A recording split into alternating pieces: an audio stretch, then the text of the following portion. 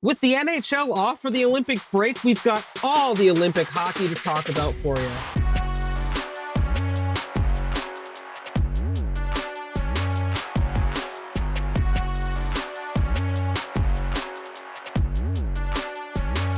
Hello, everyone. Welcome to the Pucked Up Podcast. I am Chris, and joined with me this week, it's just Dee and I.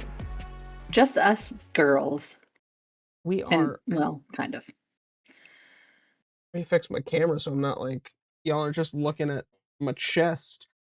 We are my chesticles and my Guardians of the Galaxy t-shirt. Yeah. Because I'm a fucking nerd. We are officially at the Olympic break for both the NHL and the PWHL. So we don't really have any really have any NHL news here. No. Well, I mean, it's NHL adjacent, right? Like, it is still largely, depending on which team you're rooting for, largely NHL players. I think both Canada and USA is like all 25 rostered players are from the NHL.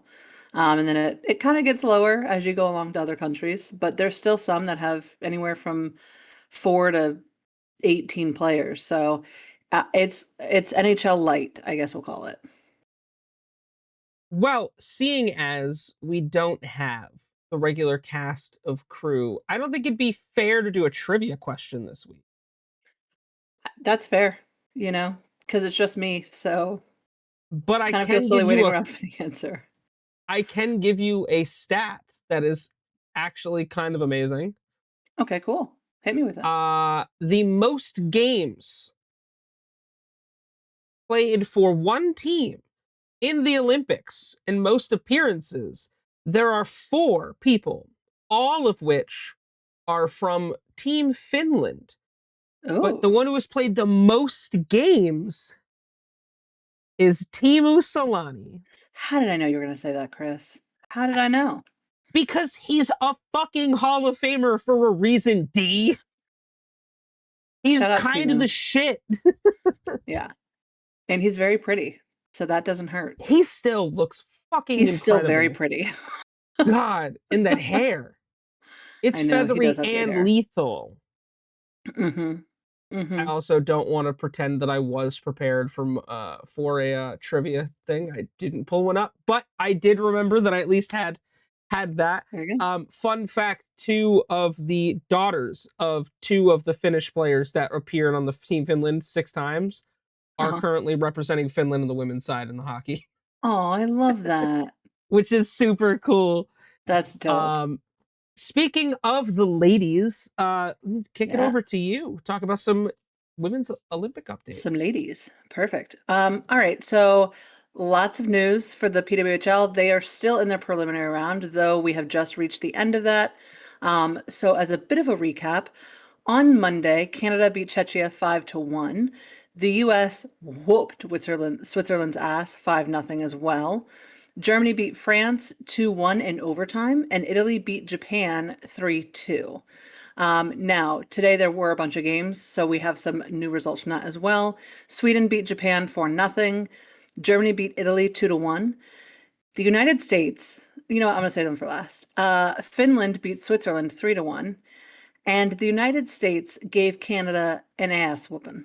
Again, going 5-0 to start off the prelim sessions, which is just to say, how you like me now? Because honestly, that is painful. So we're taking a break from the women's.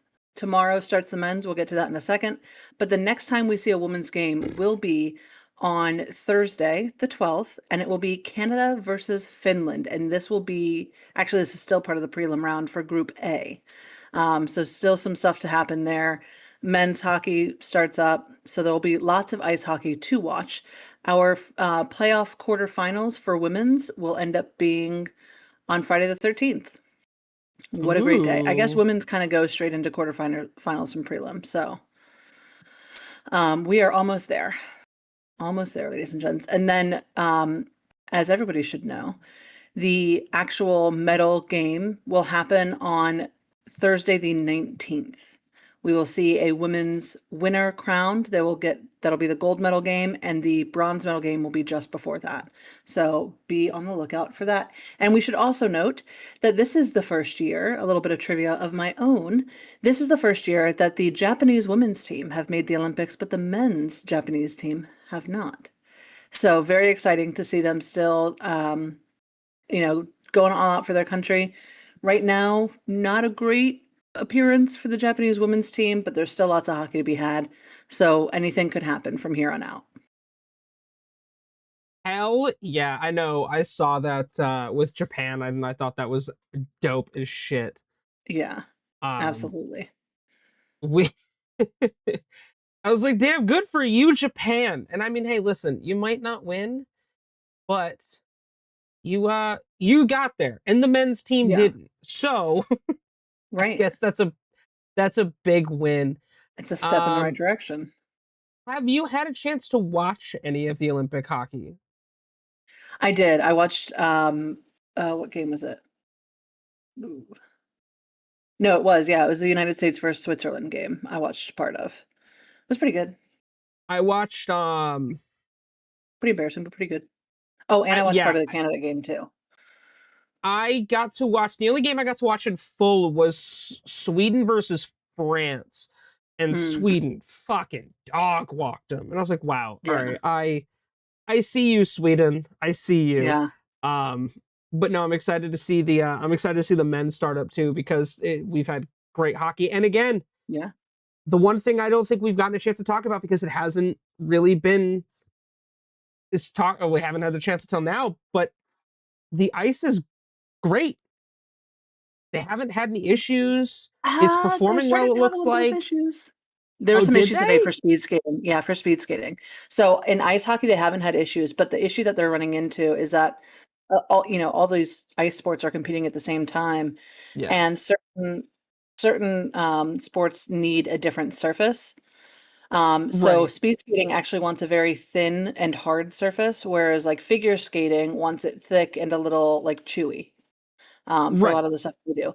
So having to switch back and forth of that has presented problems. So we've seen several speed skaters wipe out, in part due to potential issues with the ice terrain there. Mhm. And I believe someone has filed a formal complaint in speed skating about the Eh. ice surface. If I remember correctly, I think I saw that headline earlier today, actually. So ice hockey hasn't had any issues that I've seen so far, but I think ice hockey players are also used to playing on shit ass surfaces. Pretty You know what I much, mean? yeah. Like none of their stuff is skill heavy in terms of they're not landing double axles and they're not skating around corners at 90 fucking miles an hour.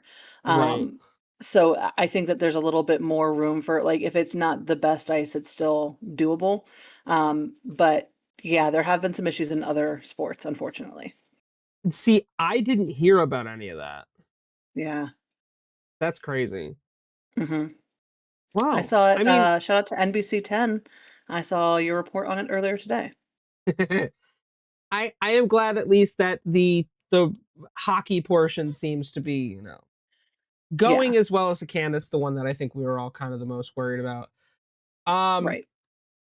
as we get closer to the men's stuff starting, let us do a little bit of talking about who has been officially announced as the starting goaltenders for the US and Canada. Team USA will start Connor Hellebuck, it looks like. Jake Ottinger is also on the team, as well as Jeremy Swayman. Team Canada will start Jordan Bennington in net, with backups being Logan Thompson and Darcy Kemper. Now, you must feel a certain way with a cap and a former cap uh, Mhm, mhm. playing backup, but I guess we might as well just go directly into the question of the week here, Yeah, sure. or offside opinion. I'm sorry. Um, do we think that this is a good move for Canada to start Jordan Bennington? No. No. So we pulled some of the stats, and it looks like Jordan Bennington is at a career worst this season with a .864 save percentage, which is garbage, in case anyone was curious. Logan Thompson has a .912, and Darcy Kemper has an even 900 for the season so far. And so, I mean, obviously, anything could happen on a given day. We know that. Mhm. But you're telling me that you're starting Jordan Bennington at goalie with a .864 save percentage on the season when you have goalies that are .40 percentage points ahead and more, right? Like that makes no sense. And there's a breakdown too of the last 100 goals that Jordan Bennington has let in. 24 of them have been glove hand, which means Which he's not is, yeah, stopping shit. no, Like that and is you, insane. Only 8 of I, them have been through the 5 hole. Um, yikes. 13 are stick side high. 14 are I guess he is right-handed? I actually Yes, can't tell. Yeah, he's right-handed. Um, so 14 of them have been on his right hand foot and 10 of them on his left hand. He's very weak on the legs as well, 12 and 13 respectively. So like he's letting a lot of stuff in that on his stronger side, which should be his stronger side, that is right, abominable, quite frankly. And then again, if we look at Logan Thompson, we've only looked at 50 of his last 94 because again, they're not starting him, so they didn't go as deep. Um, He's let in 11 glove side. He's left-handed. Um, but like for the legs, we're talking 3 and 7 at his feet, and like 8 on either side at his kneecaps or hip area. So the spread of where goals are being let in is a lot more even, first of all. And right. second of all, it's a lot more like he's letting nothing in between like the arms. So I don't, and for Darcy Kemper too, he's only let 6 in on glove side. He's right-handed as well. Yeah, That is nothing. His weaker side is his left-handed foot. Like, okay, he's still only let 10 in there out of 50 out of his 90 goals this season.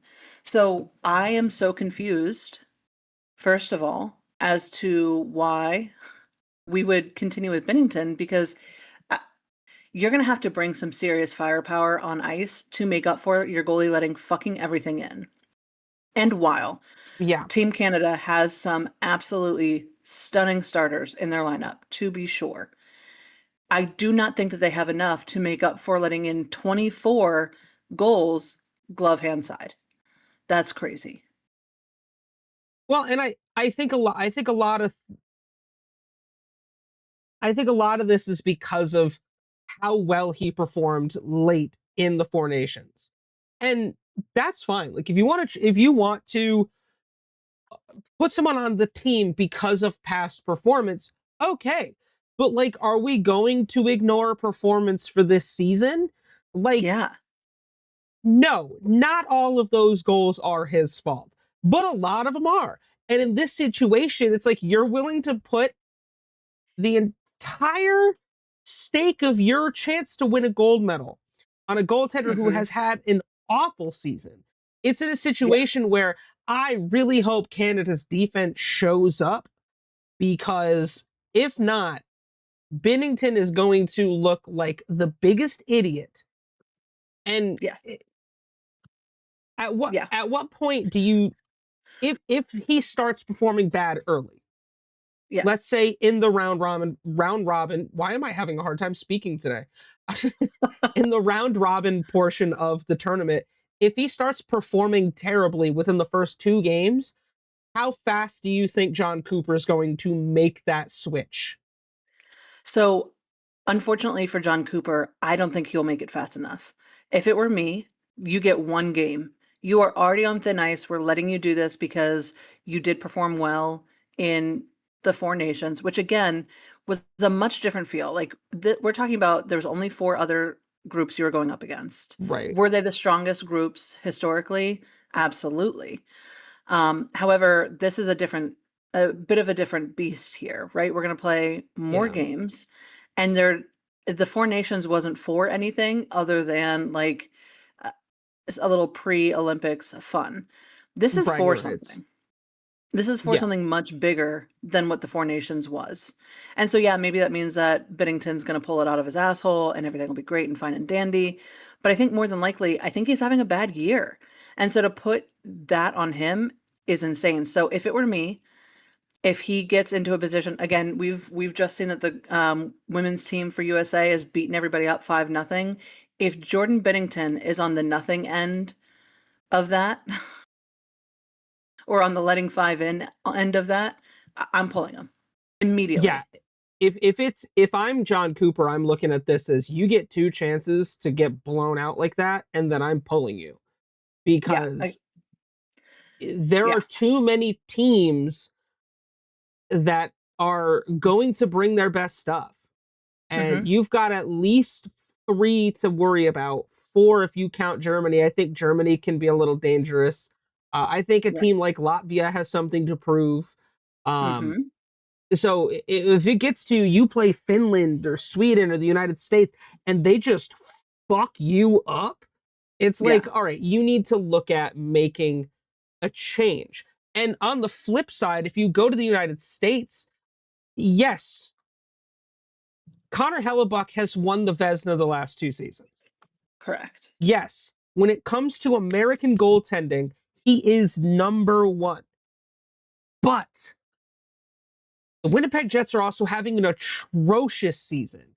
I mean, Yeah. again, you already look here when they count what his last 100 goals, I assume, as well. Hmm. 27 goals, glove hand.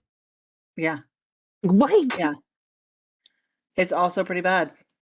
And Ottinger, I, in comparison, again, they only did 50 of his most recent goals, but he's only letting 7 in glove hand. yeah. Swayman is 8. Do we feel this is the right call to start Hellebuck? This one makes more sense to me at the very least because Hellebuck, he's at a .900. So first of all, you're still talking about a 0.40% percentage point difference Yeah. between Biddington and Hellebuck, right? So already we're miles ahead. Number two, I a lot more of Hellebuck's issues are because the Jets are garbage than Binnington's issues is because Binnington is garbage. Like, yes, his team also isn't helping here, but he also is sucking on top of them not helping, if that makes sense. So, Yeah. do I think you go with him? I think so because he has a proven track record, right? He's won the Vezina. Um, I think that for that reason, maybe, but I would not be surprised if we saw some relief goalie coming in. Um, Personally from Ottinger over Swayman, but I still Because think Dallas is that it having a would better be year overall than yeah, Boston is. Yeah. yeah, I 100%. But I'm I can not as agree. mad at Hellebuck in goal as I am at Binnington in goal, like, Because just at by this numbers alone. point, well, not only that, but at this point, we've watched over the last what 4 seasons of Mhm. Connor Hellebuck's ability.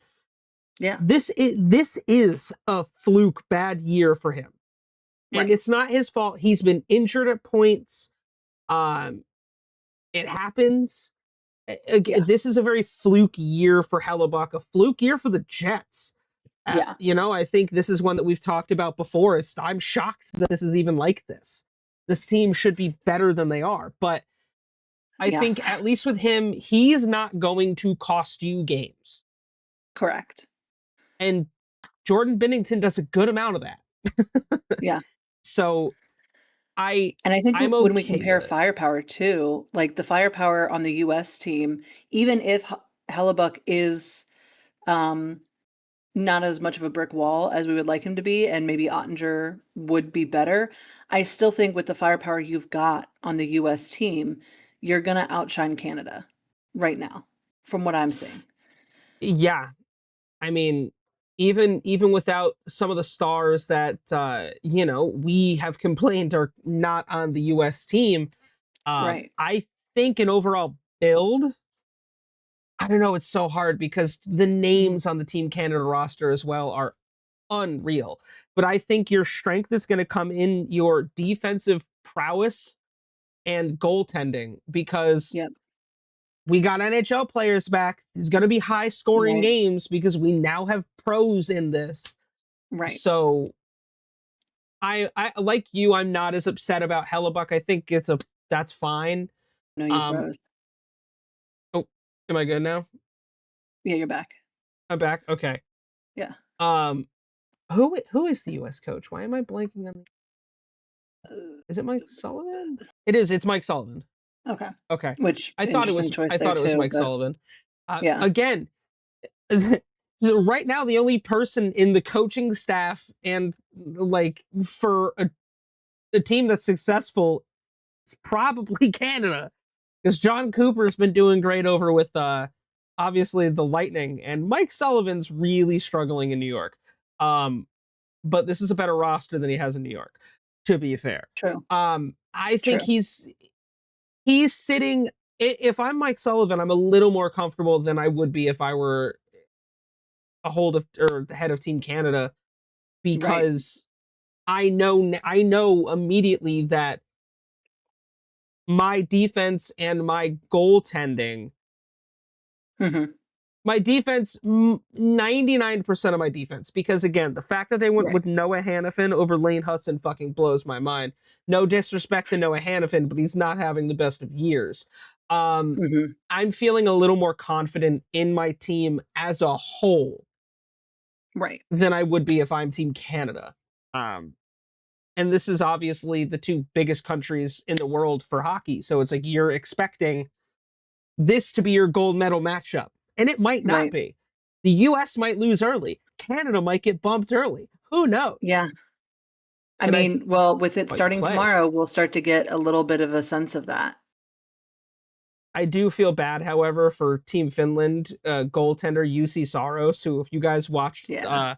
Monday's episode of the Weekend Whistle, he was our Swiss cheese of the week because he gave up 14 goals in 3 games.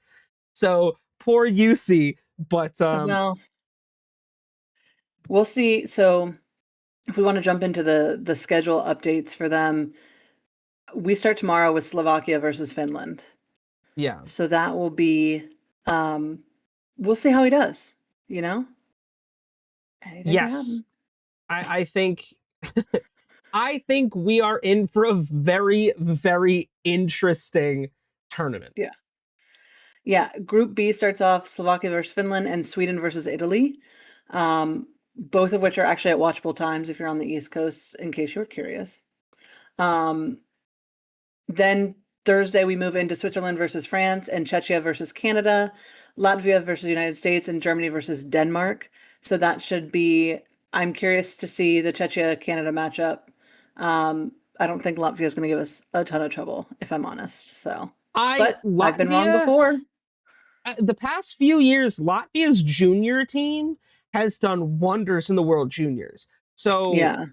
if Latvia is smart, they bring some of those kids and be like, "Hey, you guys have been doing well. Go play in the Olympics." Yeah. Yeah. Because I'm trying Fair. to think of Latvian players right now. Yeah. I can't think of one. So we But won't see anything like really impactful for a while. All these first matchups, there's nothing like that really stands out game wise. yeah, So, but Thursday, or I'm sorry, Tuesday, February 17th, is when qualification playoff games start. no problem. So we have several days of hockey, men's hockey to get through before we even blink towards a quarter or a semifinal. Um, so we will keep you updated, obviously, next week with what happens, how the teams do, both men's and women's. But I'm nervous for Team Canada there for Maul. I don't know what he's gonna do if Canada gets knocked out early because Cooper won't get off of Bennington's dick. I don't know how that Yeah, works. yeah, yeah. Yeah. Switching gears, do we have any fines from the NHL to talk about or We suspensions? we sure do. So just ahead of the break, a couple of things happened. I'll start with the fines this time. We had two fines that were levied on the incidents occurred on February 5th. The fines are levied on the 6th.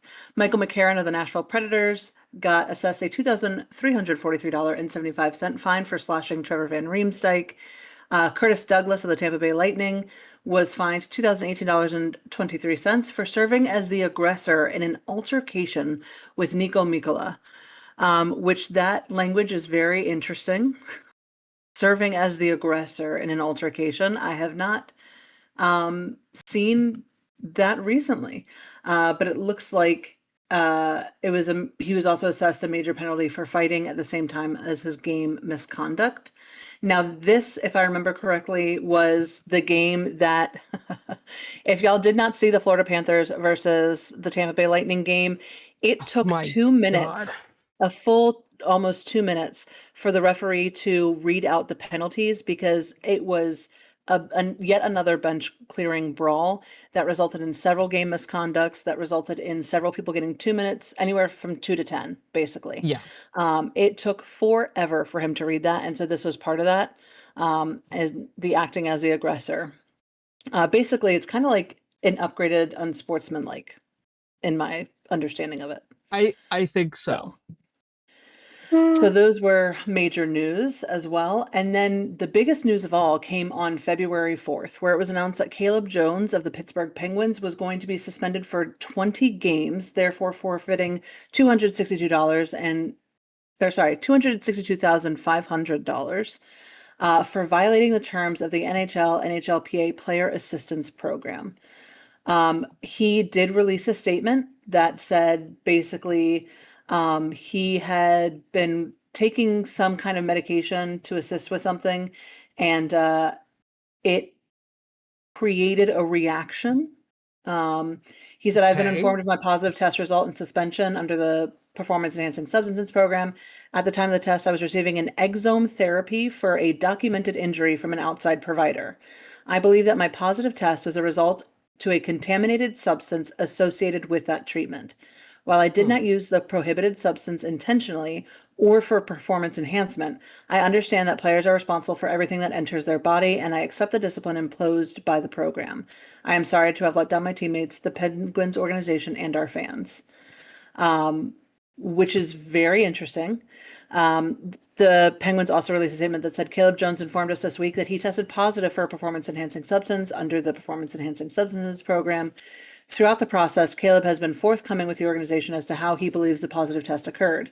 Caleb takes full responsibility for his actions, despite him being unaware that what he consumed was a prohibited substance at the time. The organization appreciates his transparency regarding this matter, and Caleb will follow all NHL and NHLPA protocols related to his suspension. Caleb has the full support of the Penguins organization, and we look forward to welcoming him back to the ice when he is cleared. So it sounds like the Penguins either are backing their guy or they do believe that this was a mistake and not understanding what was in a chemical compound he was ingesting as part of exome therapy. My question is, why were you at an outside provider and your doctors didn't have oversight and didn't talk to you? Like, why weren't you getting medical advice from your team doctor Right. in order to make sure that what you're doing was right? That seems like you were willfully being ignorant, which is, I think, why he ended up just being like, I'm not even going to bother fighting it or denying it Yeah. because I was being a dumbass. And it's not worth it at that point. And it's Yeah. funny, we are 11 months, almost a year ago, that we had another performance enhancing drug Hmm. suspension. Because I don't know if you guys remember, but in March of last year, Aaron Ekblad was suspended 20 games. Um, Yeah. it feels like we're due for one a year at this point. I Like guess. Yeah. that's just what it feels like now. Um, Right. but yeah, I saw that come across and I was shocked. I was like, oh my God, that's a huge suspension. So, Yeah. hey, let this be a lesson, pay attention to what the fuck you're putting in your body. 100%. And again, he is taking full responsibility and accountability. I hope that um, if you're in the player assistance program for performance enhancing drugs already, um, and violating that, it's like maybe you need to start paying way more attention, my guy. Yeah, We should not and be in hire new repeat territory. doctors. Yeah, Get some new 100%. doctors for sure. Yeah. Um, anyone notable injury wise? as we go into the Olympics, or no? There are a few people that are somewhat notable. We are waiting to see what's going to happen with a lot of them, though. William Nylander is the biggest name. He is a game time decision. Uh, Okay. yeah. So that's the I one that's wouldn't. of most note. There are some other people that have missed time here or there, but they're still expected to play. There's no sort of they're more viewing it as a maintenance, and technically that is they're claiming that Nylander is a maintenance thing at this point. That he just had a couple of rough days on the ice and was feeling kind of sore, and so they're taking time off. How true that Okay. is, who knows? But there are no massive injuries. Nothing, nothing really to report there. All right. Um. Well, seeing as we don't have much, we can transport words. I am sorry. For I'm sober. Transformers? I don't know what the fuck my problem is. Oh, wait, I should say Um, too, I'm so sorry. We do have another really notable injury. It is not with the men's. It is Marie-Philip Poulin. Marie She Philip was Poulin, injured. yes, Yes. which probably would have helped the Which U.S. or Canada today not get fucking mm, dog walked. yeah. So it's a lower body injury. It's too early to say whether or not she can play again the Canada US matchup on Tuesday.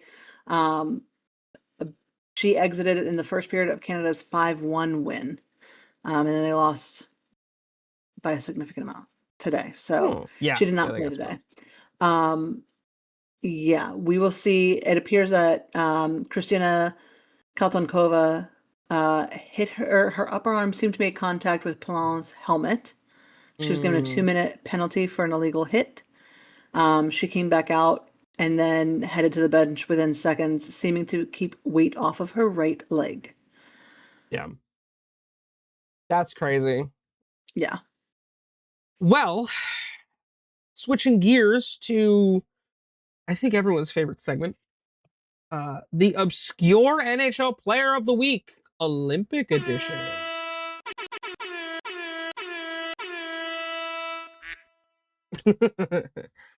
um, I wanted to keep it very Olympics, and it doesn't feel very obscure because everyone knows who this player is. But I want to give love to Phil Kessel, There you because go. a fucking American hero, represented the United States in 10 different tournaments, twice in the Olympics. He had, in his 2 Olympic appearances in 12 games, 6 goals, 4 assists, and 2 penalty minutes. In 2010 in Wow. Vancouver, obviously the famous gold medal game, claiming silver, and in 2014 when the United States finished fourth. Obviously, There you go. Big Phil and his bowl of cheese set Hmm. off into the sunset in the end of 2023 season. But shout out Big Phil. How do you not love that guy? Didn't he American also fucking fill hero. the Stanley Cup with hot dogs He did because as he's a well? fucking weirdo. You know what? Some say weirdo, others say comedic genius. Nothing is It's funnier yeah. than eating a bowl of shredded cheese as a pregame ritual and eating hot dogs, eating glizzies out of Sir Stanley's cup. Comedic I genius. I stand by it. I I love how many teammates that he's had that have come out and said, like, oh, he'll eat a bowl of shredded cheese and then like halfway through the second period be like, my stomach hurts. No shit, Phil. You just consumed a whole ass bunch of dairy before Yeah. you're out skating for your life. Hmm. Like, oh, Phil Kessel, never ever ever change, Phil. Don't We change. love you the Yeah. way you are. 100%. The show feels weird because normally this is where we give the trivia answer, I but know. we already had I that. did that. Oh, Um, bummer. I know. It's wild. This has been a really short show, short episode because there's not much to talk about right now. We've had Yeah.